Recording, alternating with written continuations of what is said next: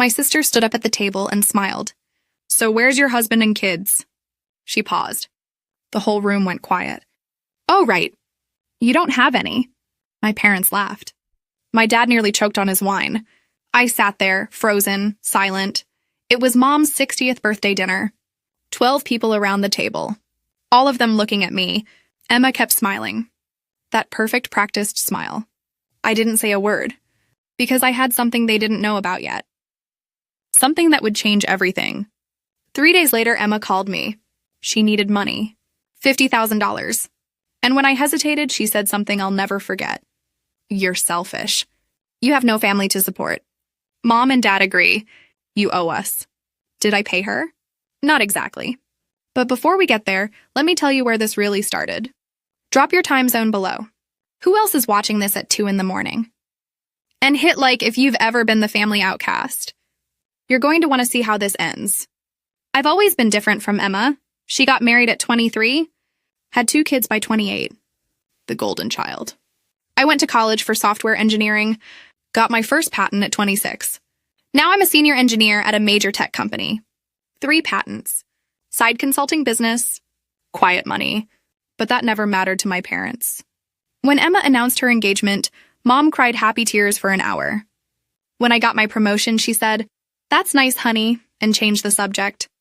Emma's baby showers were full family events. Matching decorations. Catered food. My 30th birthday, they forgot to call. I noticed the pattern early. When I was 16, Emma broke her laptop. Spilled coffee on it during finals week. She told Mom I did it. Blamed me to avoid punishment. Mom believed her. Instantly, no questions. I had to pay for half the replacement. $200 from my summer job. That's when I started keeping records. Emails, text messages, receipts, everything. I saved that email. The one where Mom said, "Just apologize to keep the peace. It doesn't matter who really did it. It mattered to me." So I learned. Document everything. Trust the paper trail. I thought I was being paranoid. Turns out I was being smart. Because Emma's call 3 days after that dinner, that wasn't random. And the $50,000 wasn't the real number. It was just the opening bid. "Hey, can we talk?"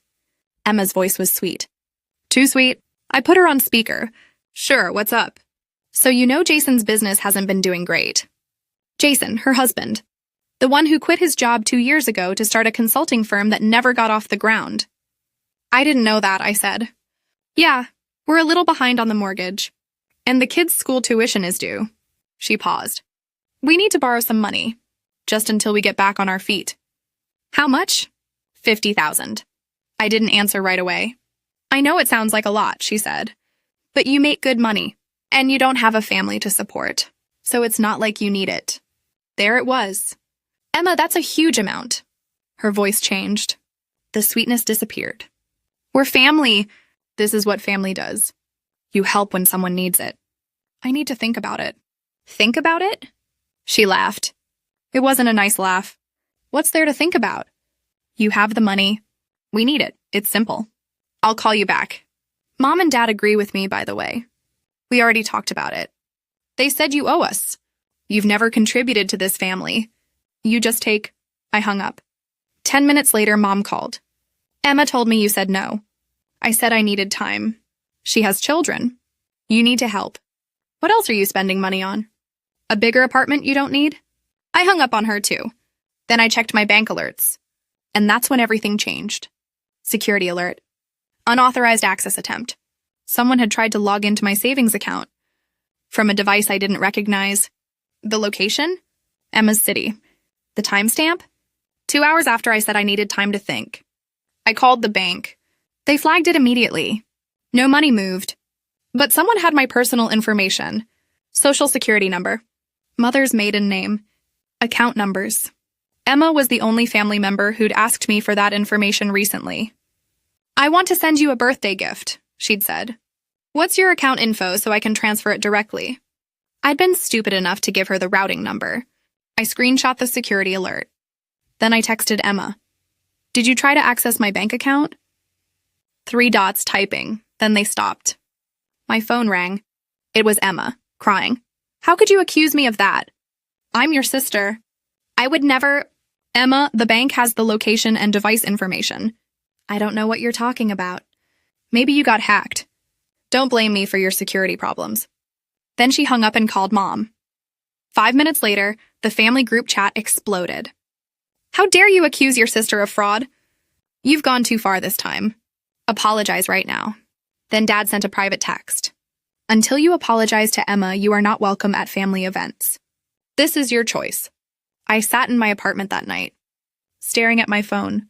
I thought I'd lost my family. Then I opened my files. I have a folder on my laptop. It's labeled Family. Inside are 12 subfolders. One for each time Emma asked me for money over the past 8 years. $300 for car repairs. $800 for a medical bill. $2,000 for a vacation she called a mental health emergency. Every single time she said it was temporary.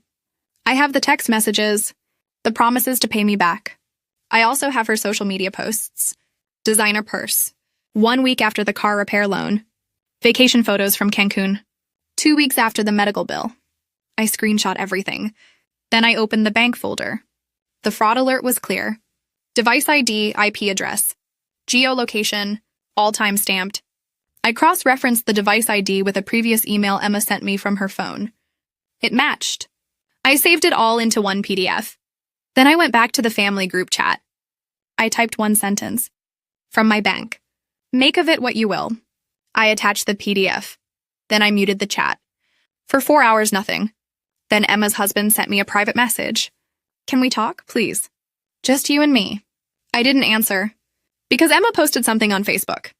And it made everything worse. But it also gave me exactly what I needed. Emma's post had 200 likes in an hour. Some people choose money over family. I'm struggling to feed my kids while my sister hoards her wealth and accuses me of crimes. I guess blood doesn't mean anything anymore. Comments poured in, aunts, cousins, friends from high school. Praying for you.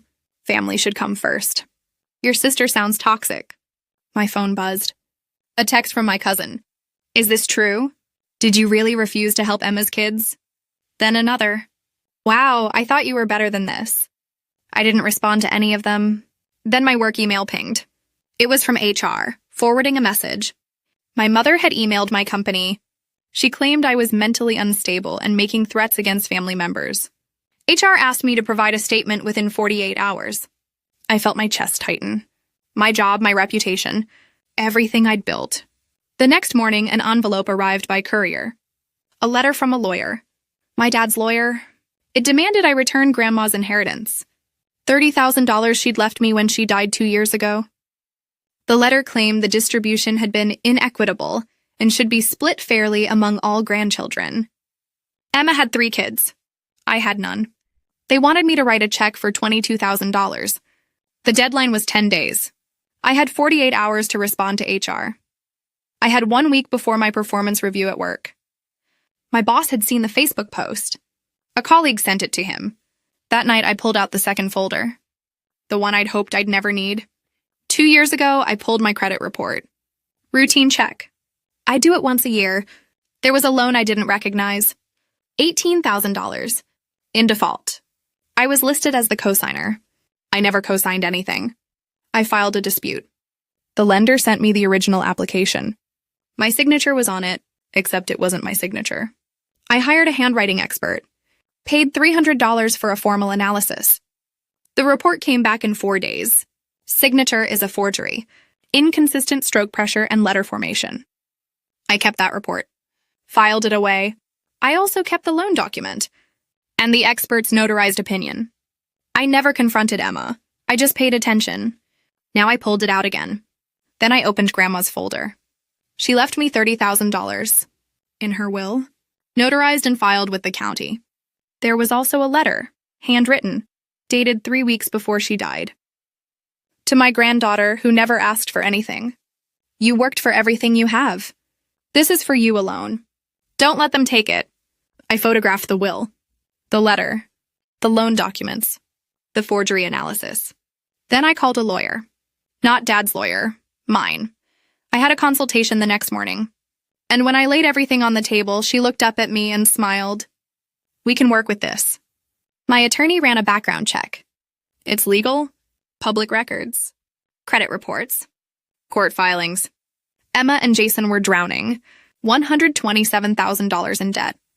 Credit cards maxed out. The business loan in default. Personal loans from 3 different banks. The mortgage was 4 months behind. Jason's business had failed 18 months ago. He'd been working part-time at a sales job since then. Emma didn't work. She hadn't worked since the first baby. They were facing foreclosure. The $50,000 wasn't to get ahead. It was to survive. And when I said no, she panicked. The bank account attempt. The Facebook post. Getting mom to email my work. It was all desperation. My attorney laid it out simply. Your sister has been in financial distress for 3 years. The forgery. The access attempt. This is a pattern.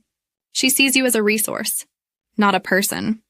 I sat there, processing. My parents never saw me as separate. Emma was the one they invested in emotionally. The wedding. The grandkids. The image.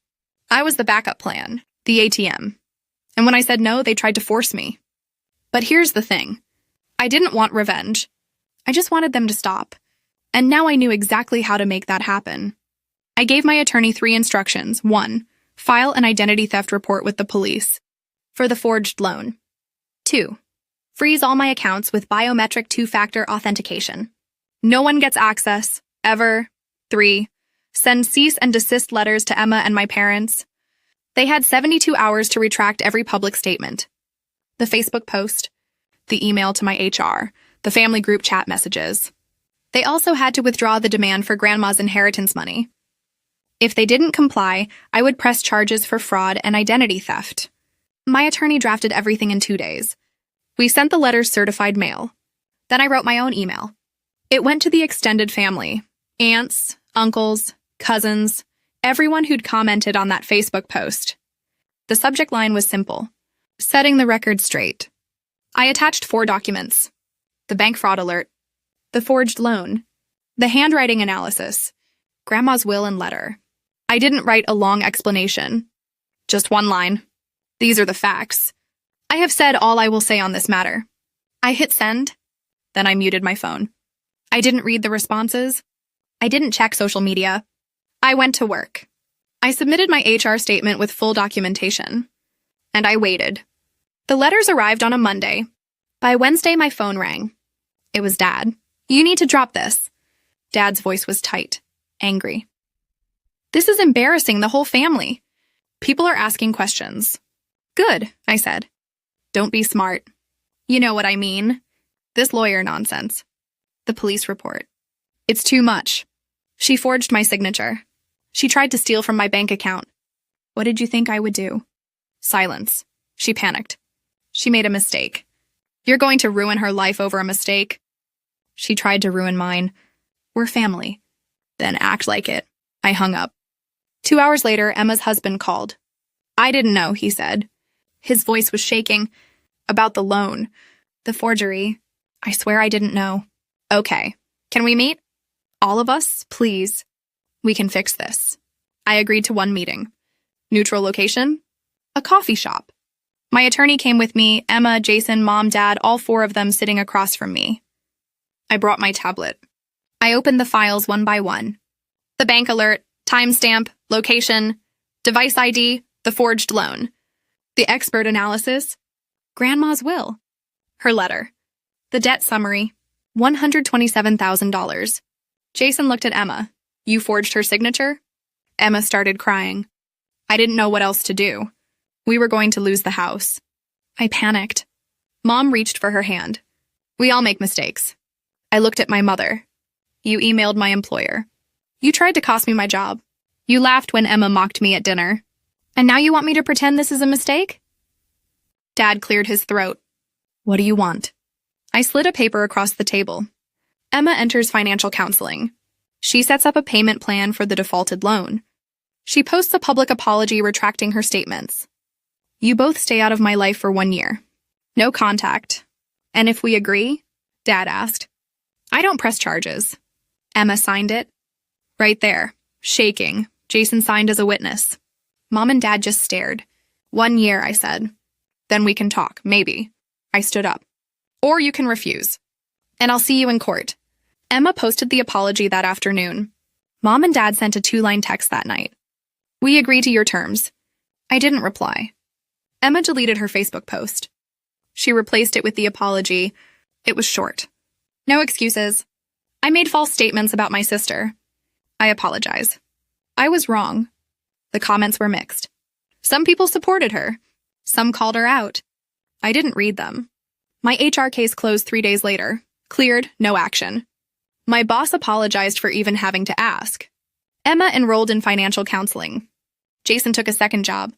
They downsized. Sold the house. Moved into a rental. I heard all this through cousins. Through the family grapevine. I didn't reach out. I kept the boundary. Mom and Dad sent occasional texts. Stiff. Awkward. Hope you're doing well. I didn't answer most of them. 6 months in, I started something new. I used the peace. The quiet. The space I'd created. I launched a nonprofit. Own Your Path. It mentors women in STEM who face family pressure to choose traditional roles over careers. Women who are told they're selfish for not having kids. Women who are mocked for ambition. The first cohort was 47 women. We met twice a month, online and in person. I told my story. They told theirs. We weren't bitter. We were building. A year after the meeting, Emma sent a letter, handwritten, 3 pages. No excuses, just accountability. I was wrong. I used you. I saw you as a means to an end. I'm sorry. I don't expect forgiveness. I just wanted you to know I understand now. I read it twice. I filed it in the folder. Then I wrote back. 1 paragraph. I appreciate your honesty. I'm not ready for a relationship yet. Maybe someday. I hope you're doing better. I meant it. Mom and Dad stayed distant. We exchange holiday texts now. That's it. And honestly, I feel relief, not loss. Because here's what I learned. I didn't need a husband or kids to prove I mattered. I didn't need my parents' approval. I just needed to stop letting them tell me I didn't. Your worth isn't defined by traditional milestones. Your path is yours. And boundaries aren't cruelty. They're self-respect. So here's my question for you. Have you ever had to choose between family approval and your own path? What did you do? Drop your story in the comments. I read every single one. And if this resonated, subscribe. There's a whole community here who gets it. You're not alone. This has been a fictionalized dramatization and is not legal or financial advice. But the lesson is real.